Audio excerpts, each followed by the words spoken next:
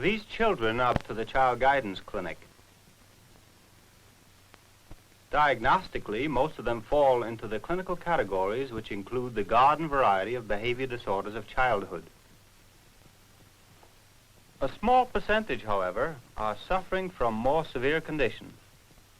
The group with more serious pathology are children who are mentally defective, those with organic deficits, the severe character disorders of the psychiatric, and full-blown neuroses. Some, a very few, are psychotic. What characterizes these children? How do the psychotics? What are they used to establish the diagnosis of childhood schizophrenia? The diagnosis must penetrate the symptom facade. The diagnosis must not only sharply define a disease entity, but also differentiate it from conditions which resemble it and with which it might be confused. External manifestations may be the same, and yet the underlying disease may be different. On the other hand, outward appearances may differ, and yet the disease process may be the same. Diagnosis depends on teamwork. The basic clinical team in the child guidance clinic includes one or more psychiatrists, social workers, and psychologists. Let us observe the diagnostic process. We shall have an opportunity in this conference to review the diagnostic data that we've gathered on several children who we suspect are suffering from childhood psychosis. I say childhood psychosis because, as you know, recently many clinicians have been reluctant to use the term childhood schizophrenia.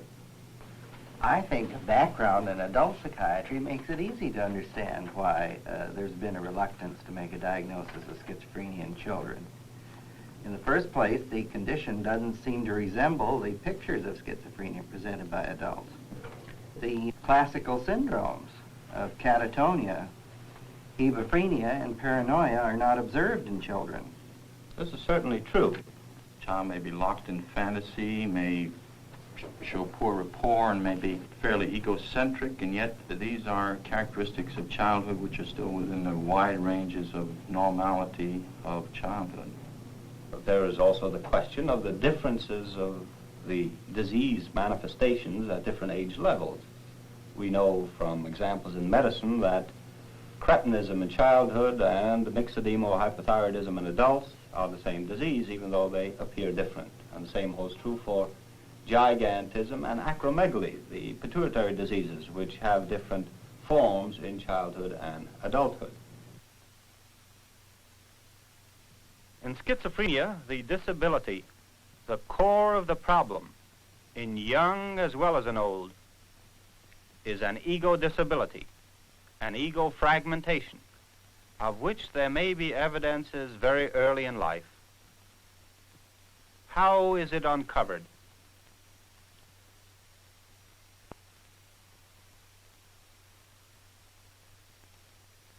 The clinical team discusses each case with respect to its history, including the presenting symptoms, the past history and developmental data, and the family history, the physical, neurological, and other medical laboratory data, the psychological test findings, and finally, the clinical observations. This diagnostic process may be likened to the passage of clinical data through a series of sieves which screen out the diseases other than childhood schizophrenia.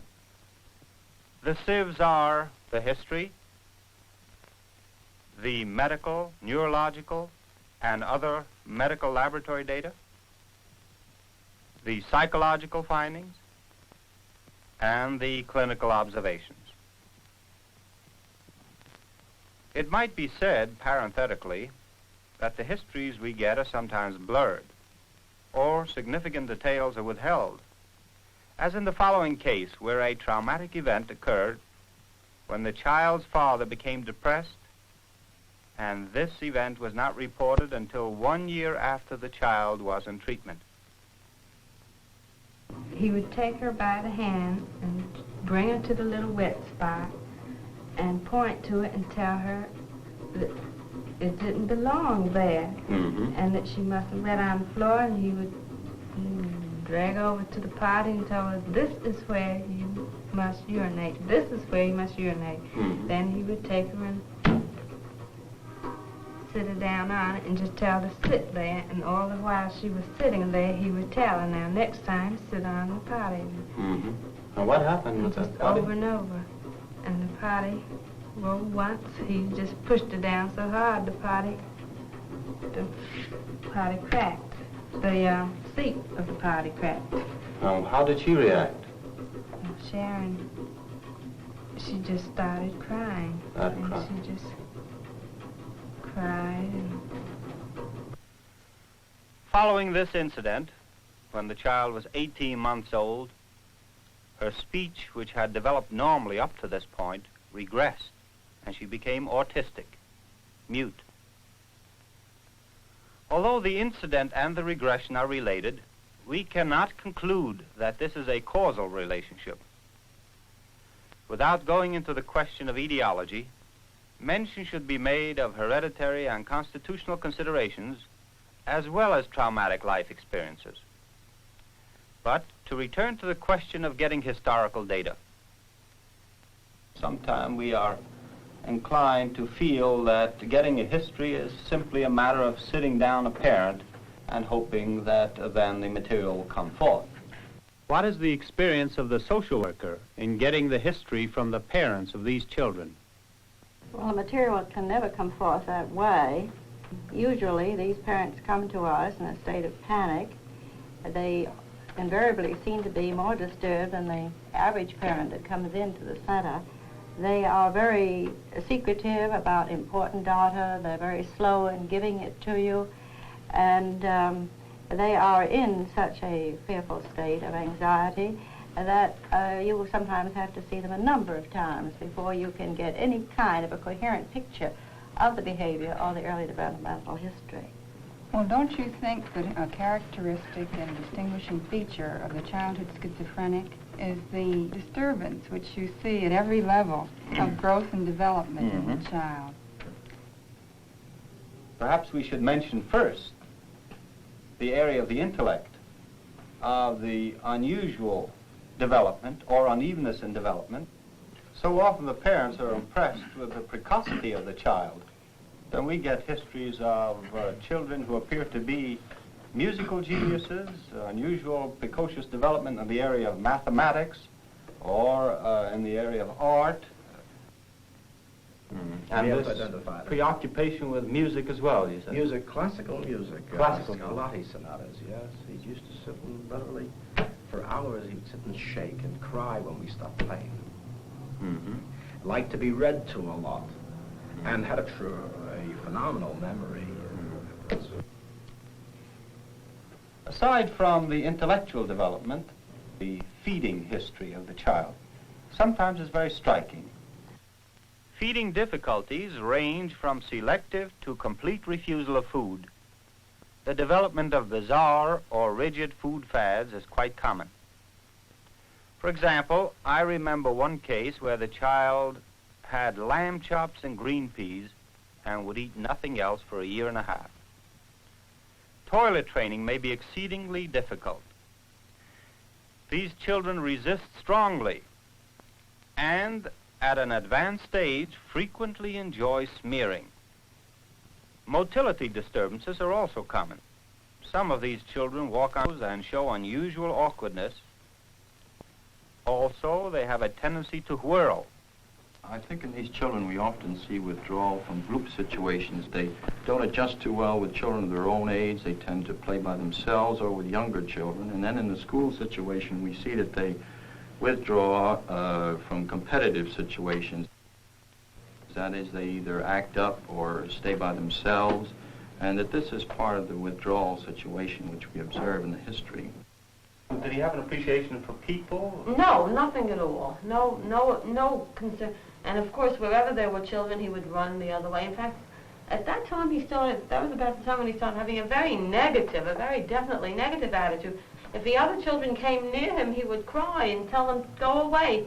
we don't want them. Go out. He didn't want to play with other children. And I noticed that the other children his age were all playing together. And he did not want to play with any of the children. Was he afraid of them? Yes, he was really afraid of them. And he would sometimes even say, I'm afraid of them, I don't want them. And he would scream and tell them to go out and go away. Hastening the withdrawal are phobic and obsessional tendencies, also commonly obtained in the histories. For example, you take the barbershop, the whole barbershop experience.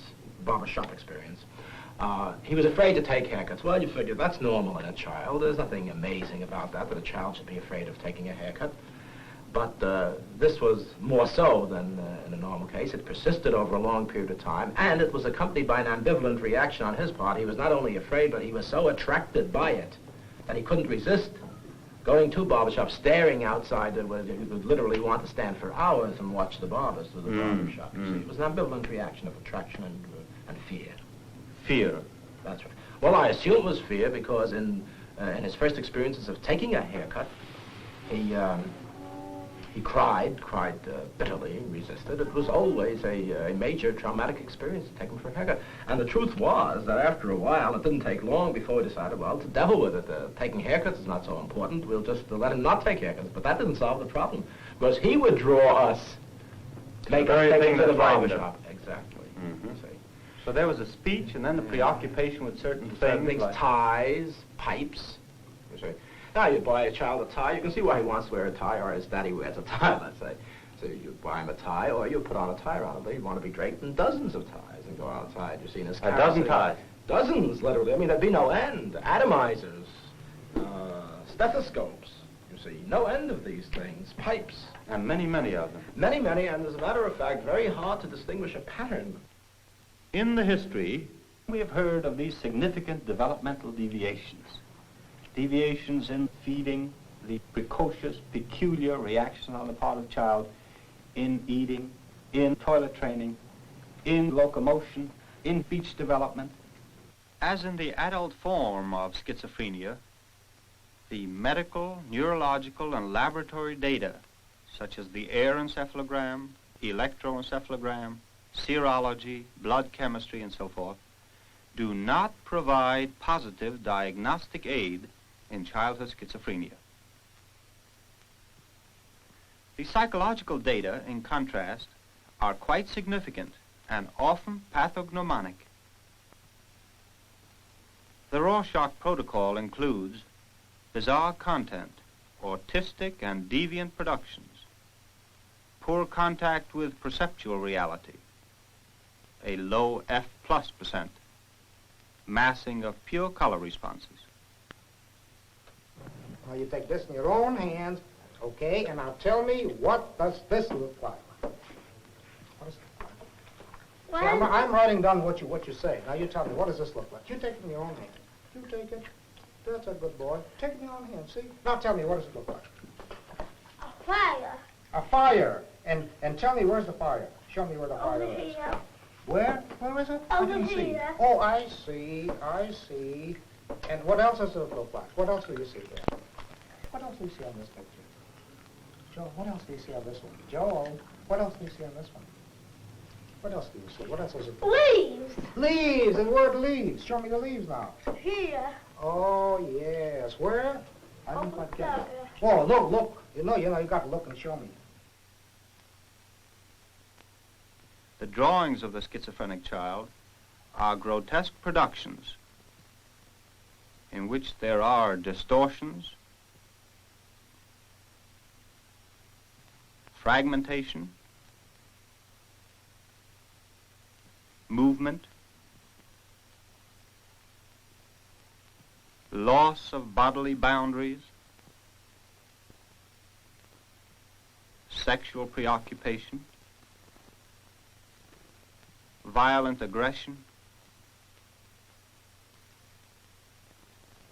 concretization,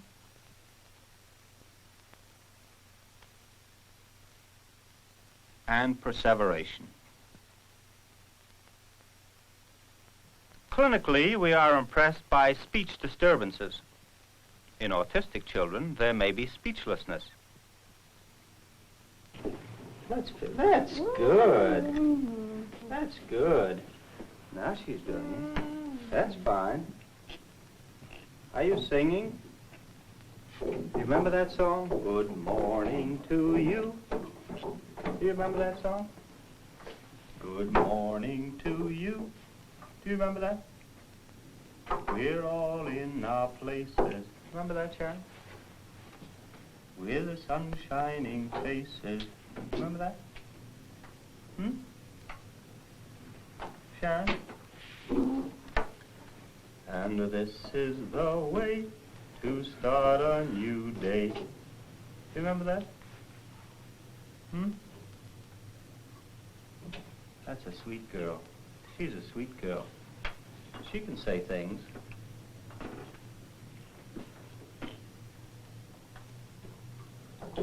How are you, Sharon? When the child does speak, I think, too, that very often one will notice an eerie quality about the speech, a high-pitched kind of sound. No, I don't do anything. These, would you like to play with these? No, the other 20 things. Or the other 20? I want to watch. Well, there are 20? Yeah. Watch again. I want Fabian to go and look. You want to look? Well, we'll find them. We'll find them. Now. In addition, parents may complain that their children parrot speech, echolalia, and that they condense or invent words. I do like you. What does I like you. mean? I like you, too. Bye, stew, puppy stew. All right. Well, they spell bites to puppies to spell it. Spell bye, stew, puppy stew. Spell it. It's pretty hard. I don't know. What does it mean? I'll cut it out. You cut out those rabbits. Will you cut it out? Will you make some here, and then I can cut them out? No, you cut it out. Here with this? There's no, if there was room. Yes, fella.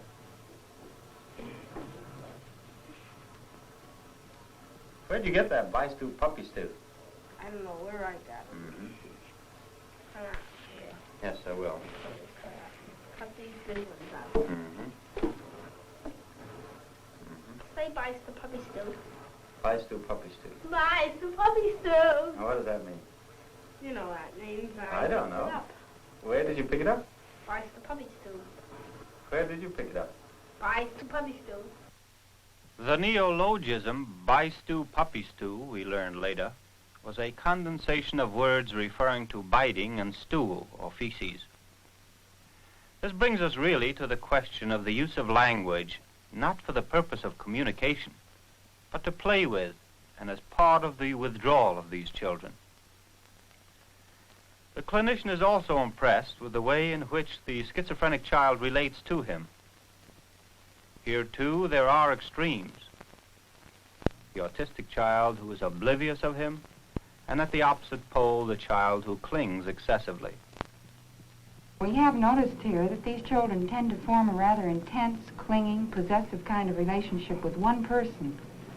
And it's noticeable that in situations where this one person is the parent, these children have terrific problems of sibling rivalry. I've been struck by how openly they use others erotically. They'll either stroke their skin or use some part of their clothes to arouse themselves, or much more openly masturbate in public than any other children would. One notes that the frustration tolerance is very short, and these children are known to have violent temper outbursts in which they cannot be comforted. Their relationships are so ambivalent. This incontinence, this weakness of the ego, which permits the breakthrough of the instincts, associated with the tremendous anxiety which characterizes these children.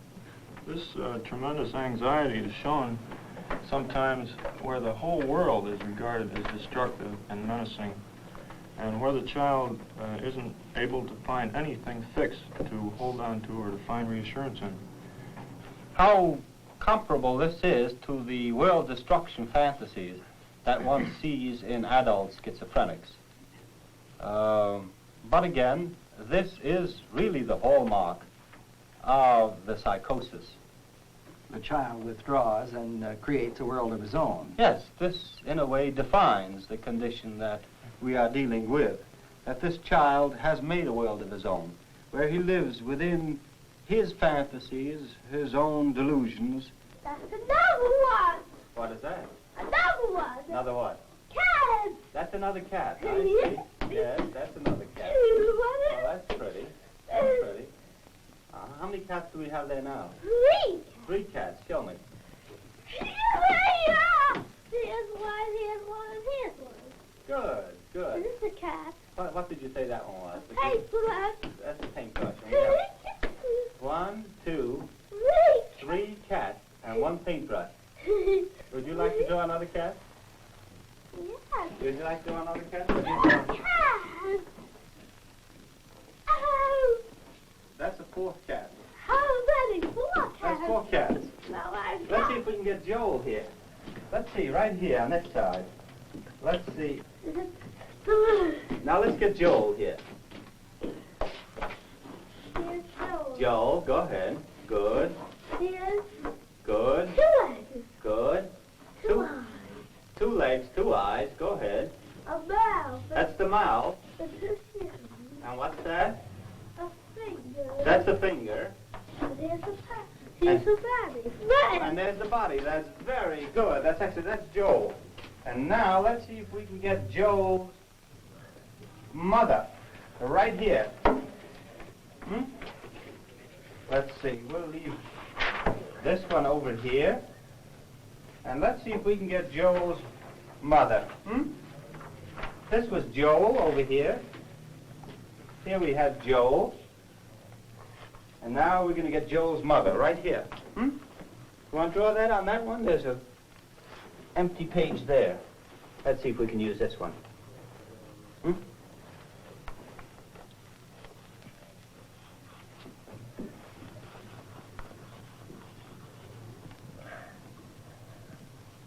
Fine. Now let's get the mother. Here's a...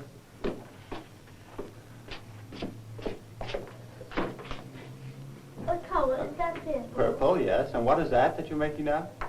Face. That's the face, yeah. And then? Here's the eyes. That's the eyes. Here's the nose, and here is the face. And here's the body, and here are the shoes. And here's the shoe. Yes. And that's Yes, the end. Now show me the face again, Joel. Joel, show me the face. Here it is. Is that the face? Yes. Now where's the body? Right there, and here are the 2 legs. And those are the 2 what? Legs. I see. All right, fine. That's very good, Joel. That's very good. Our evidences of the existence of this private world are to be seen not only in the emotional responses, which may be inappropriate in the behavior of these children, but as Mr. Tolchin has spoken to us many times, how often these evidences come through in the psychological test material. Yes. The stickiness of the thought process, I think, is extremely important, and the generally poor awareness of reality. The child really is locked in these fantasies and often lives in a world of delusions, sometimes again comparable to what we see in adults. The paranoid trends, the ideas of being poisoned, the preoccupations with the body, the somatic delusions, the hypochondriasis, the ideas of internalized objects, which Melanie Klein has reported. All of these things we see in these children. A difference from the adults is that hallucinations, which are common in adult psychotics, are not as frequently observed or obtained in the children.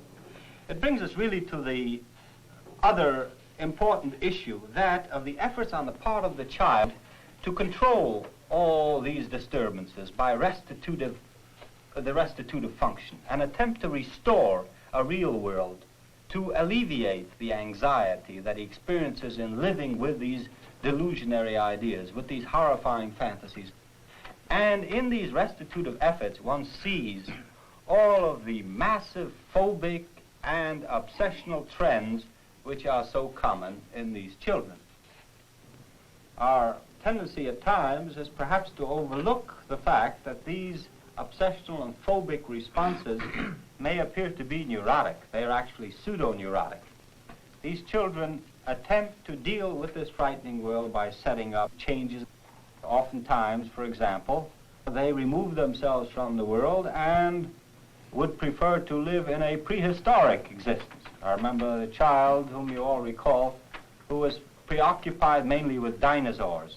Yes, they show a peculiar relationship to animals, too, in some cases where we see children who, in compensation for the lack of relationship with other children, will fall in love with a horse or will talk to animals. We shouldn't, of course, lose sight of the fact that the existence of any one symptom, even of a set of symptoms, doesn't make the diagnosis of childhood schizophrenia. We need the totality of the picture. Also, these are not mild deviations. This is a severe condition.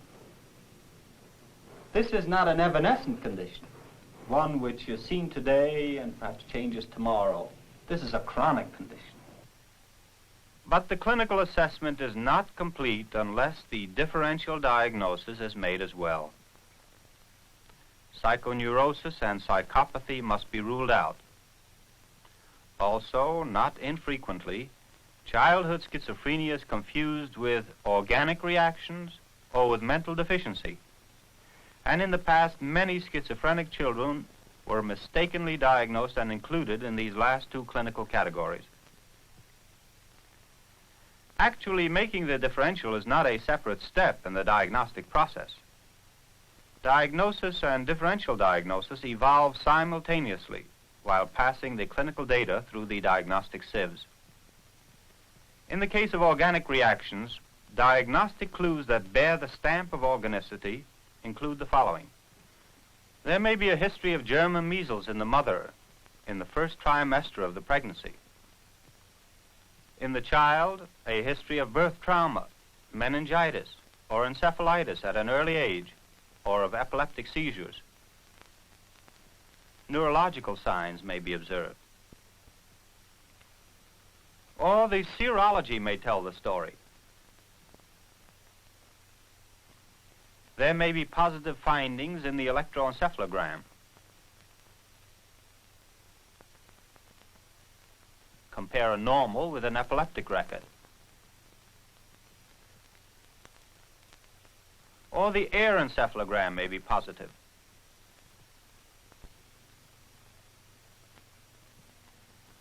The psychologist reports poor visual motor performance, as for example in the drawing of a diamond in a child over the age of 7, or in the Gestalt tests.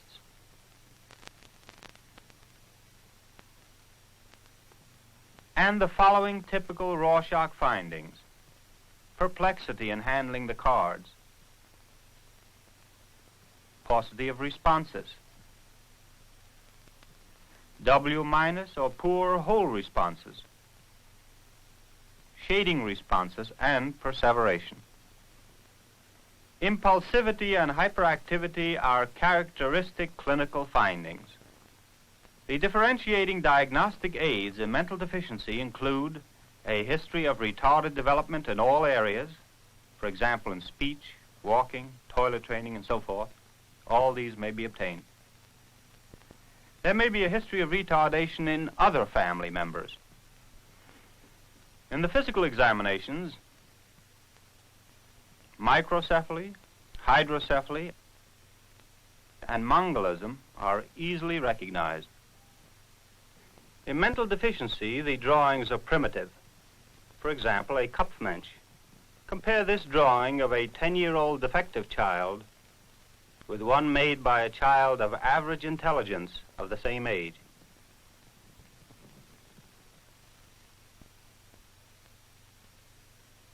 Clinically, the fatuousness and emptiness of the child are striking.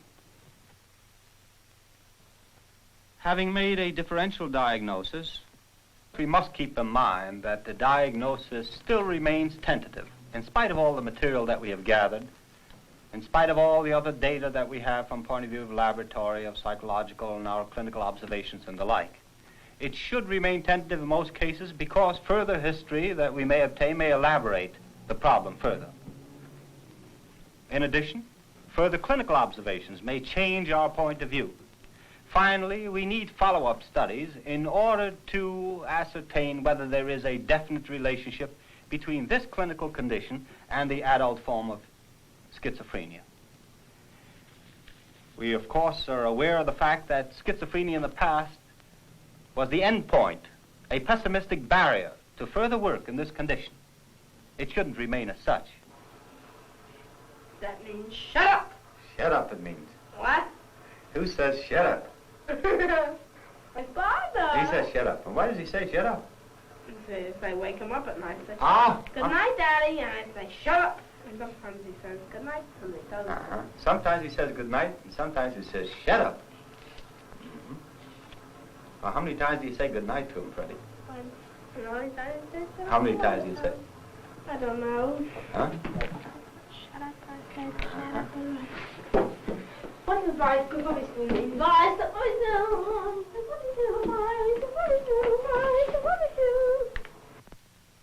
There, now, let's go. Frightening, you know, as the enema bag blows you into geritol. The enema bag blows you into geritol? Yeah. What do you mean? You know what I mean. What is that? What do you mean? Tell me about vice the puppies do. Well, who has the enema bag? Nobody except that vice to puppies do. Vice to puppies do has the enema. And what does the enema bag do? Blows me into geritol. It blows you into geritol. And then what happens to you? I come out of the bottle. Then you come out of the bottle. What bottle? Geritol. You're in a bottle of geritol? And how do you get out of the bottle of geritol? Fly out. How's that? And when a mouse went into the enema bag and the enema bag... A mouse went into the enema bag. And then where'd the mouse go? And down to open the enema bag. And he came out of the enema bag. And where does the mouse go? Outside in the enema bag spills and it goes away and he sweats the mouse. I should think that the mouse goes into the enema bag. And then through the tube and... Where does it go? From the bone. Couldn't come out. Into what? I don't know. Well, where does the stuff go from the enema bag? The water. And where does the water go? That's in the tushy, the mice. Into the tushy. And why does the water go into the tushy? What for? I'm frightened of that. What are you frightened about? I want the door open. Yeah. Well, we were going to talk about those frights. What does bicycle puppies do mean? We were going to talk about all those frights. What does I'll take my strap and beat you so hard? We'll have to even it out anyway. Mm-hmm. I'll take my strap and I'll beat you so hard. Daddy says that. Mm-hmm. Why does he say that? So I wake him up at night. You wake him up at night. I did. I mean, say shut up. I call, good night, Daddy, and you say shut up. Shut up. All right, after I'll take my strap and beat you I'll up. take my strap and beat you up. I'll beat you so hard. Say I'll that. beat you so hard. Good night, Daddy. Shut up. I sing Bye to Puppies do. Pies do, puppies do. My daddy really doesn't say that. He doesn't really say that. As a matter of fact, I really think he doesn't know why you wake him up. If I got those frights about the enema bag. That's the thing. He doesn't know about frights in the enema bag, so he doesn't even know why you wake him up. He thinks, what does he think when you wake him up? I'd be bad. He says, that boy is just bad. And meanwhile, what's happening to Freddie? Nothing. Why? What is he feeling? I'm frightened about Oh, frightened! What is he frightened about? the enema bag. The enema bag! And whom does he want to help him? Mommy. And? His daddy, so he calls Daddy! What does he say? Good night. Shut up! No, he shouldn't. He shouldn't say it. Why not? Because I want him to help me. I want him to help me. And what do you want him to help you with? The enema bag. The enema bag. Well, we got to get to that enema bag, Freddie. After all, we got to help out with that. How? What's going to happen when we help out with that?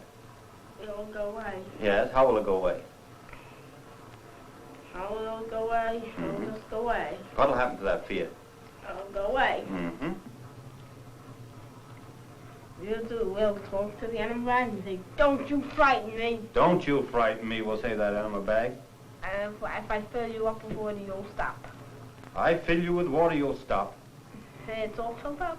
And then when I don't have that fear of you, then in the middle of the night you won't bother me, and I won't have to call my father, and he won't have to say, shut up, because I won't be frightened of that. And if I wasn't, my daddy said, I'll come to you. Mm-hmm. Because if you weren't afraid, he'll say, I'd come to you. Sure he would. You know. If I was afraid, he'd say, I'll come to you still further. Mm-hmm. And if you were afraid, he would come to you. That's right. You know who loves you. My Pop. That's right. He loves this boy. The diagnosis of schizophrenia should open the door to the treatment of this dreadful condition in childhood. This severe disturbance in childhood which blights the growth and development of so many children that we see in our clinics today.